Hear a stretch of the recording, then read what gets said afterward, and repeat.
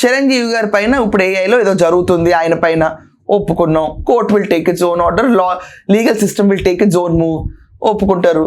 దానికి నీ ప్రోత్సాహం ఏంటి నాకు అర్థం కావట్లా, నీ బాధ ఏంటి దీంట్లో నాకు అర్థం కావట్లా, అసలు నువ్వెందుకు భుజాన్ని వేసుకుని మూతి తిరుగుతున్నావు నాకు అర్థం కావట్లా.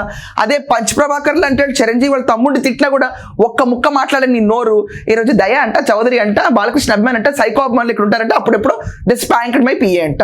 ఏంటిదంతా? జాగ్రత్త.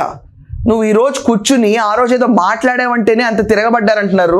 నిజంగా నాకు ఆ ఇన్సిడెంట్ తెలీదు, కానీ ఇప్పుడు ఈ వీడియో చూసిన తర్వాత సైకో అభిమానులు అందరూ బాలకృష్ణకే ఉంటారని నువ్వు ట్యాగ్ చేసి నీ ఊహల్లో మాట్లాడితే నాకేం అర్థం కావట్లేదు. ఖచ్చితంగా బాలకృష్ణ అభిమానులు అందరూ మీ ఒపీనియన్ ఏంటో కమెంట్స్లో మెన్షన్ చేయండి. అందరు అభిమానులు సైకో అభిమానులు అని చెప్పి దయాకి ఒక చౌదరి ట్యాగ్ కూడా అటాచ్ చేసి కులాల మధ్యలో అంబటి రాంబాబు పెడుతున్న చిచ్చును మీరు ఎలా చూస్తున్నారు? అండ్ ఇదంతా కాకుండా అభిమానులందరూ సైకోగా ఉంటారా, మన హీరో సైకోనా? ఈ రకంగా చూసి హీరో సైకో అయితేనే హీరో అభిమానులు సైకో అన్న స్లాంగ్లో అయితే మాట్లాడుతుందని మీరు ఎలా చూస్తారు?